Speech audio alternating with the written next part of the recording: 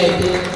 ಆಮೇಲೆ ಅಯ್ಯಪ್ಪ ಸ್ವಾಮಿ ಪ್ರಸಾದ, ಅಯ್ಯಪ್ಪ ಸ್ವಾಮಿ ಅಭಿಷೇಕ ಮಾಡಿರ್ತಕ್ಕಂಥ ತುಪ್ಪ ಕೊಟ್ಟಿದ್ದು ನನಗೇನೋ ಒಂದು ಹೊಸ ಶಕ್ತಿ ಬಂದಂಗೆ ಆಯಿತು.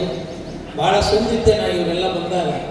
ಇವ್ರು ಬಂದು ಯಾವಾಗ ಪ್ರಸಾದ ಕೊಟ್ಟರು ಒಂದು ಮತ್ತೆ ಹೊಸ ಉತ್ಸಾಹ, ಆ ಪ್ರಸಾದದಲ್ಲಿ ಶಕ್ತಿಯನ್ನು ಕಂಡಿದ್ದೆ.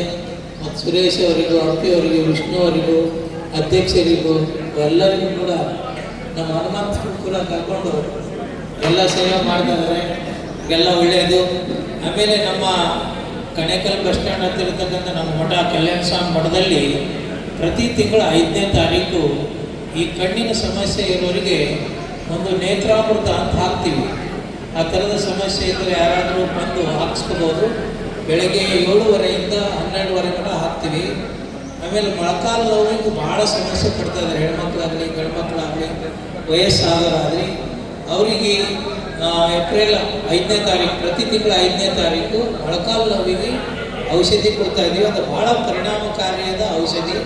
ಭಾಳ ಜನ ಮೊಳಕಾಲು ನೋವಿಂದ ಬಳಲ್ತಿದ್ದಾರೆ, ಆಪರೇಷನ್ ಮಾಡಿಸ್ಕೊಳ್ತಾರೆ, ಸಕ್ಸಸ್ ಆಗೋದಿಲ್ಲ. ಅದು ಇನ್ನೂ ಡಬಲ್ ಫಜಿತಿ ಅನುಭವಿಸ್ತಾರೆ.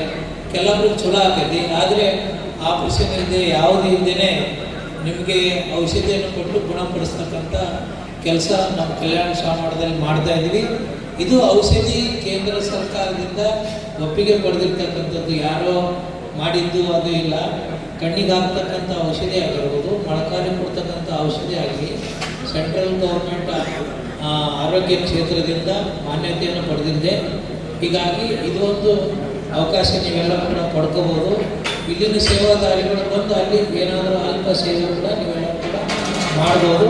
ನಿಮಗಾಗಲಿ, ನಿಮ್ಮ ಪರಿಚಿತರಾಗಲಿ, ನಿಮ್ಮ ಕುಟುಂಬದ ಸದಸ್ಯರಾಗಲಿ ಯಾರಿಗಾದರೂ ಇದನ್ನು ತಿಳಿಸಿ. ಪ್ರತಿ ತಿಂಗಳು 5ನೇ ತಾರೀಕು, ಅದು ಅಮಾವಾಸ್ಯೆ ಇರಲಿ, ಹುಣ್ಣೆ ಇರಲಿ, ಬೆಕ್ಕ ಇರಲಿ, ಏನೇ ಇರಲಿ, ಇದು ಕಣ್ಣೀರಿನ ಮಠದಿಂದ ಔಷಧಿ ಬರ್ತೈತಿ. ಅದನ್ನು ನಮ್ಮ ಮಠದಲ್ಲಿ ನಮ್ಮ ಜಿಲ್ಲೆ ಜನಗಳಿಗೆ ಮತ್ತು ಸುತ್ತಮುತ್ತ ಹಳ್ಳಿ ಜನಗಳಿಗೆ ಅನುಕೂಲ ಆಗಲಿ ಅಂತೇಳಿ ಮಾಡ್ತಾಯಿದ್ದೀವಿ. ಸುಮಾರು 5-6 ಸಾವಿರ ಜನ ಅವಾಗ ಬರ್ತಾರೆ. ಇಡೀ ಕಣೇಕಲ್ಲು, ಆಂಧ್ರ, ಕರ್ನೂಲು ಆ ಕಡೆಯಿಂದೆಲ್ಲ ವ್ಯಾನ್ಗಳು, ಟ್ಯಾಕ್ಟ್ರಿಗಳು ಮಾಡ್ಕೊಂಡು ಬರ್ತಾರೆ. ಅದಕ್ಕೆ ನಮ್ಮ ಜಿಲ್ಲೆಯ ಜನಗಳಿಗೆ ಅನುಕೂಲ ಆಗಲಿ ಅಂತೀವಿ.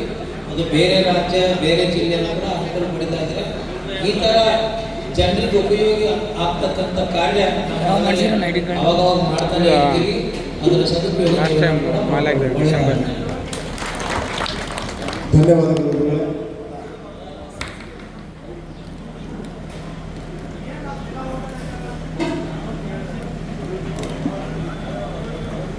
ಶ್ರೀಗಳು